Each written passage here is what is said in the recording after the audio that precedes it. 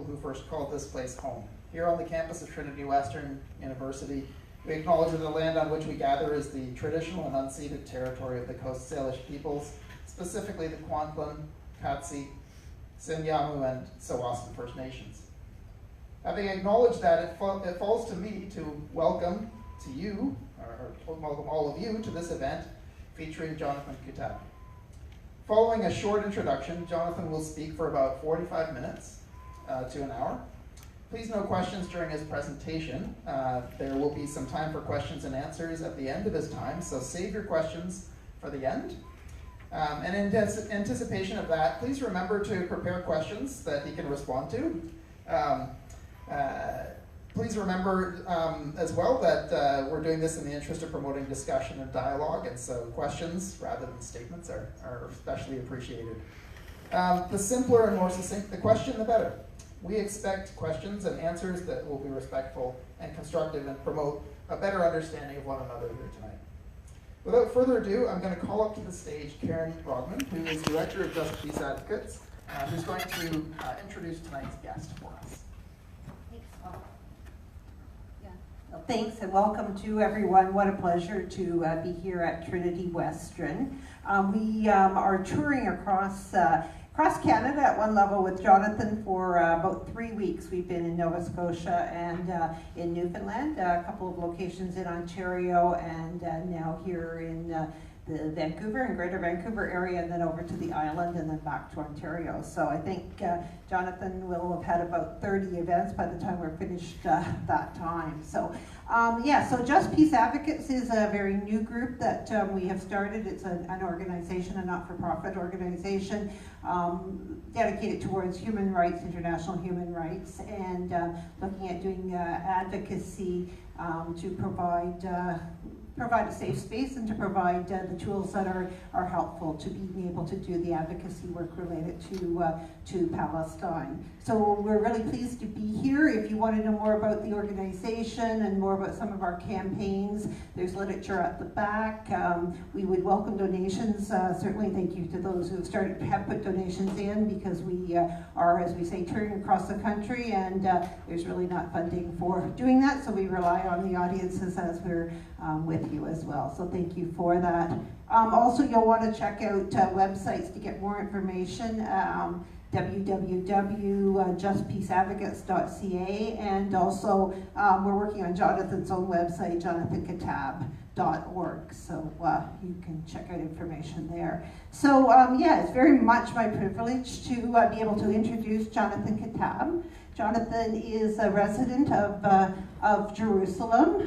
He grew up in the Jerusalem, Bethlehem area, came to the United States just after the Six-Day War, where he did his undergrad and also his law degree. He worked for a couple of years on Wall Street and then returned in the late 70s to Palestine, where he started his own law practice, which he still has today, 40 years later, a law practice in East Jerusalem. But what he's most known for, and what is very important, is Al-Haq, which is the first international human rights organization in Palestine. And that organization's really set the benchmark for being able to do international human rights work, and set the stage for cases that go to the International Criminal Court today as well. So other things that many of you in the audience know Jonathan for is his work in the Christian Palestinian community as the chair of the Bethlehem Bible College for many years, still on the board there, a chair of Holy Land Trust, a member of Sabeel in Jerusalem, and certainly one of the people who came and put in place Christ at the Checkpoint, and very involved in Christ at the Checkpoint. So with that background, Jonathan brings a lot of different angles to the kinds of things he can do with both international law and from a theological perspective. So that is exactly the conversation tonight. It's international law perspective and scriptural perspective. So with that, welcome to Jonathan.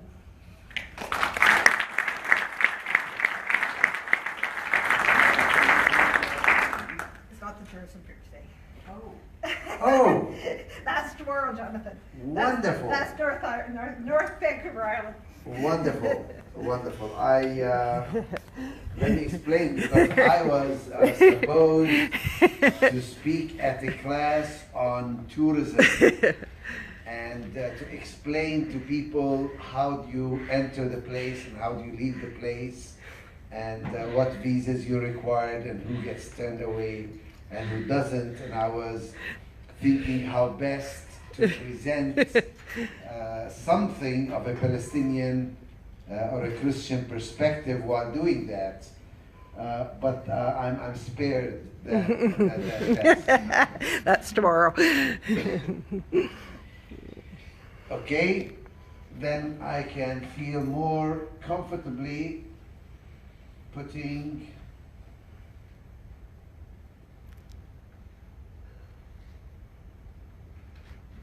a different map to you, the map of Palestine. It's very important because really Israel-Palestine presents two different realities that are overlaid over each other. The same location is Palestine, more or less is also Israel. Many times the perspective you get depends on whether somebody is presenting Israel or Palestine. In the West, usually the presentation is from an Israeli point of view for many, many reasons that I can get into later. And often I find myself in the position of having to at least correct the picture by introducing my audience to Palestine. I also find that for many Western Christians, Israel is part of their theology. They cannot see Palestine because they see the entire Israeli-Palestinian conflict through what I call a Christian Zionist lens, which basically tells them that you must see Israel as a Christian to be Israel. Israel being the biblical name, Jews being the chosen people, this being the promised land promised by God to the Jews. Somehow Israel, the current political state of Israel, is viewed as biblical Israel, and sometimes you confuse Palestinians with Philistines. And you find yourself back in the Old Testament with Joshua fighting the Battle of Jericho and God leading his people into the promised land, giving them the land and allowing them to basically take it over because God gave it to them. Now, before I launch into why the Christian Zionist position is not the true Christian position, I want to give a very brief explanation of a conflict between Palestine and the Palestinian people and Palestinian nationalism and the Zionist vision. And if any of you are going to visit at all, I would strongly suggest that you go on my website where I prepared about 5-6 minute video clips that I think are fairly accurate and quite fair to both sides, that present the history of the area so that you can better approach a position, a Christian position towards it. Because basically, Palestine, about 100 years ago, was under Ottoman rule, They've been ruling it for 400 years. And the people in Palestine, the people in Palestine were Arabs. 5% of them were of the Jewish faith. About 15% were of the Christian faith, myself included. And the rest were of the Muslim faith. But they were all Arabs. They all spoke Arabic, not Hebrew or any other language. They all ate hummus, enjoyed the same kind of music, grew up and lived together. Sometimes they partnered together, rarely they intermarried, but they were good neighbors and good friends. They didn't have a problem. They were beginning to get modern ideas like democracy, freedom, independence, self-determination, free. And for them, that meant to be self-ruling as Arabs. They were part of the Arab world, this whole large area, and they were awakening to their identity. Unbeknownst to them, something else was happening in Europe. That something else was the creation of the Zionist movement. It was a secular movement, largely. Most of the early Zionists, the vast majority, were secular. Ben Gurion used to say, the first Jewish Zionist leader, used to say, I don't believe in God, but I believe he gave us this land. It's important. He used to hold a Bible study in his home every Thursday because it was politically convenient. He said he thought anti-Semitism is such an evil force that the way to fight it is not through assimilation, to become part of whatever country you're in, but rather to have our own country. Why not? A country that's as Jewish as France is French. And I don't care where it is, you know, Uganda was thought of as a possibility at that time. But that wasn't very attractive. Why not have it in Palestine, the land of Eretz Israel? Because that's attractive to Jews. Remember, once every year, the Jews remember that 2,000 years ago they had a place there. So they say next year in Jerusalem, once every year. You know, people have told me that that religious attachment is very important. It is, of course. I keep telling them, you know that Muslims 5 times every single day turn towards Mecca in Saudi Arabia to pray. That doesn't give them any political rights in Saudi Arabia or for its oil wealth. But Jews said, yeah, Palestine is important to us. They didn't maybe know, as certainly didn't care, that the land was fully populated by Palestinian Arabs, because at that time, the idea of self-determination didn't mean much to them. Settler colonialism wasn't a dirty word at that time. That's what the Europeans were doing all over the place. And so all they needed to do was talk to the British, talk to maybe the Turks, and convince them to basically give them this land, to set up a Jewish state in it. The slogan was, it's a land without a people for a people without a land. So, back in 1947, especially after the Holocaust, when it looks like assimilation didn't work, and when Jews were being massacred, genocidally massacred by anti-Semitism and by the Nazis who hated them, a lot of them tried to escape. They wanted to come to the United States and Canada, but the people in these countries didn't welcome them at all. And many of them came as refugees and started buying property and settling in this area. So the Jewish settlements that you see in white here were increasing in numbers. And the Palestinian Arabs were very upset. What is this? Who are these people coming here? Especially these people want to make this a Jewish place and we're going to end up being a minority in our own land. Palestinians didn't think that they were going to be actually kicked out of their land.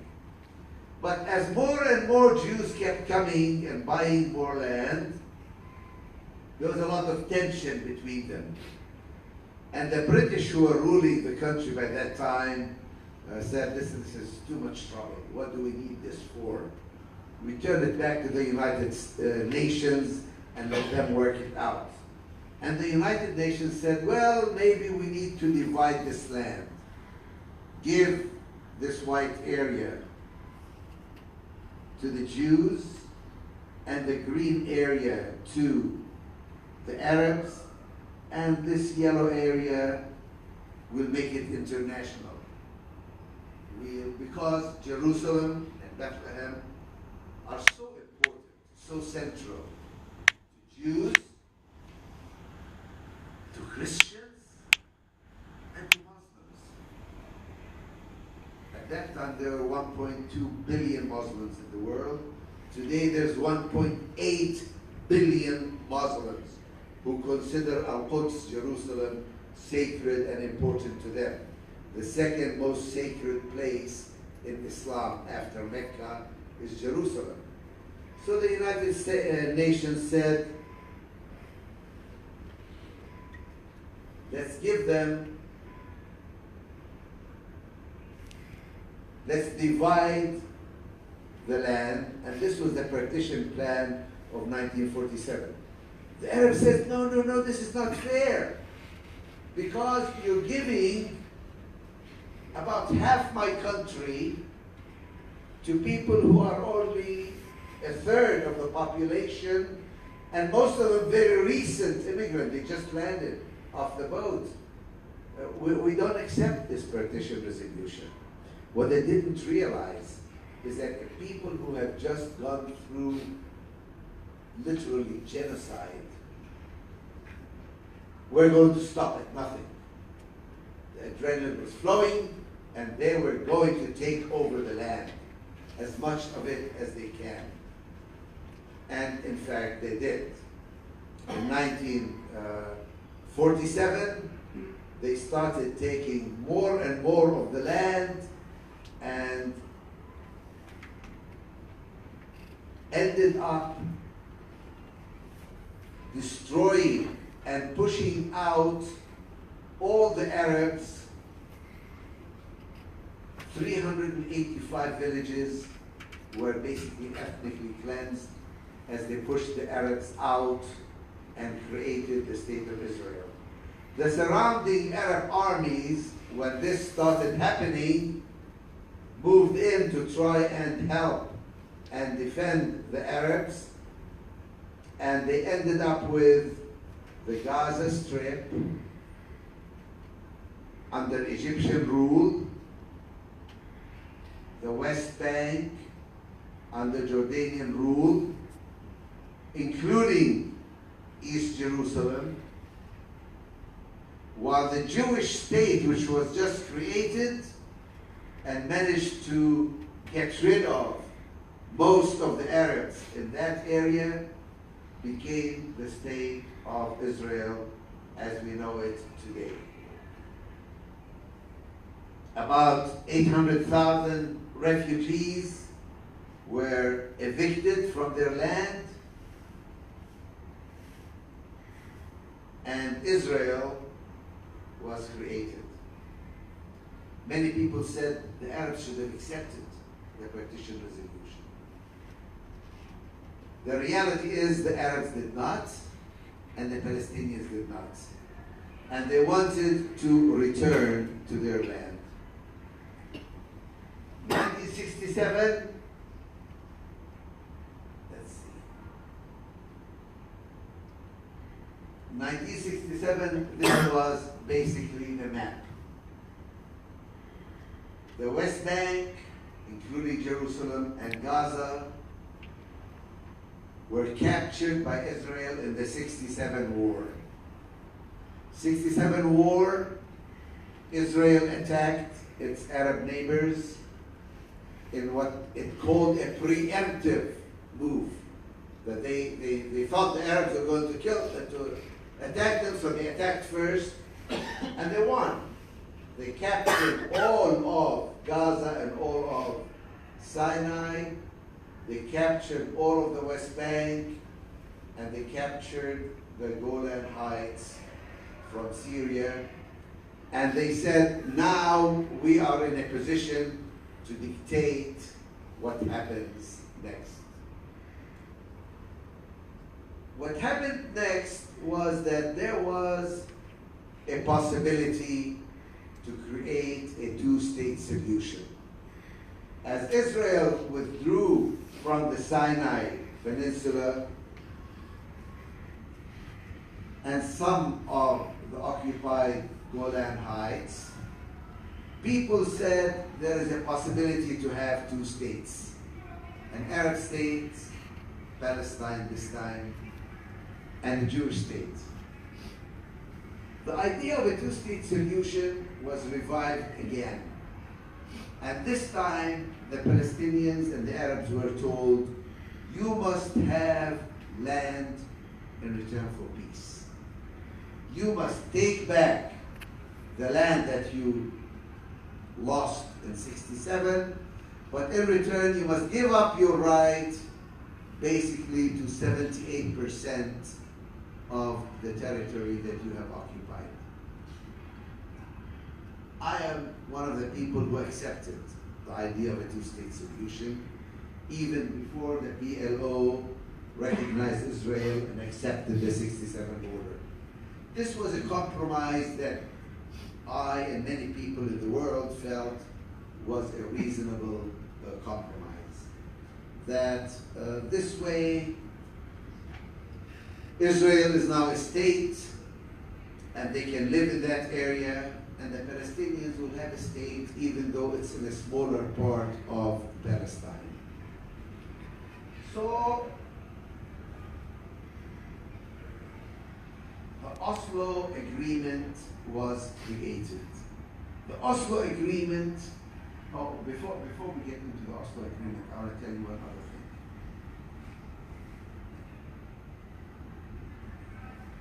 Many Israelis and many Zionists thought now we are in control of all the area. Why shouldn't we keep it? Why shouldn't we keep all the area? Well, one problem with keeping the area is that the world will not accept it. Because by this time, international law was a very powerful force, and it says you can't take land by force. Just like Iraq couldn't take Kuwait when it invaded Kuwait. More or less countries were stuck where they are. They didn't like the idea of countries invading each other.